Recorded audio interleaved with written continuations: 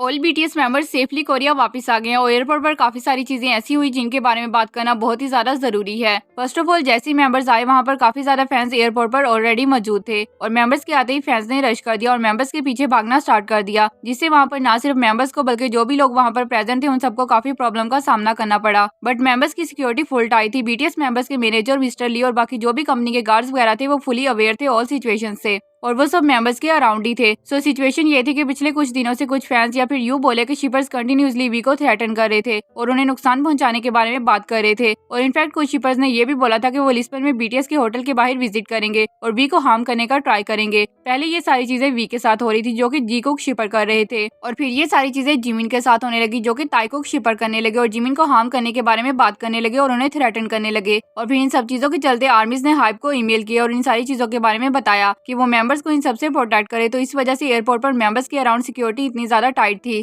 जो कि बहुत ही अच्छी बात है। इनफैक्ट जो वी का मैनेजर है वो वी के अराउंड ही था और वी को प्रोटेक्ट कर रहा था जब तक वी सेफली गाड़ी में नहीं बैठ गए थे। और इस मैनेजर ने वी के अराउंड अपने हैंड किए हुए थे ताकि कोई भी वी तक ना पहुंच सके, जो कि वेल एंड गुड है। और जिमिन के साथ भी काफी बॉडीगार्ड थे जो जिमिन को प्रोटेक्ट कर रहे थे। और जब फैंस ने एयरपोर्ट पर रश कर दिया तो मिस्टर ली फैंस को पीछे की तरफ पुश कर रहे थे।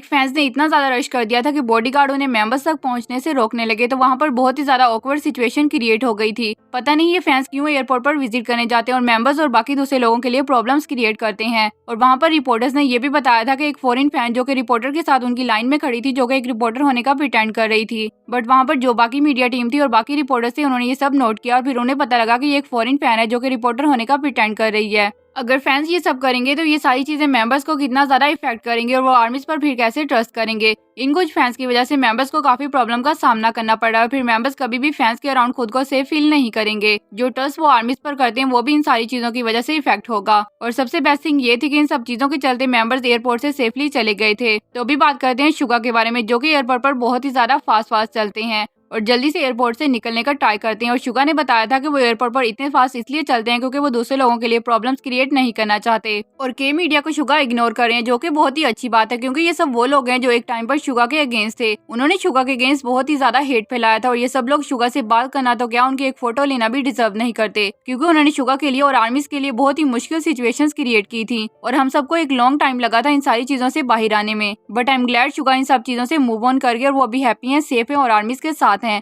और यही हमारे लिए काफी है। बीटीएस मेंबर्स की सेफ्टी आर्मीज की फर्स्ट प्रायोरिटी और आर्मीज हमेशा मेंबर्स को प्रोटेक्ट करती रहेंगी।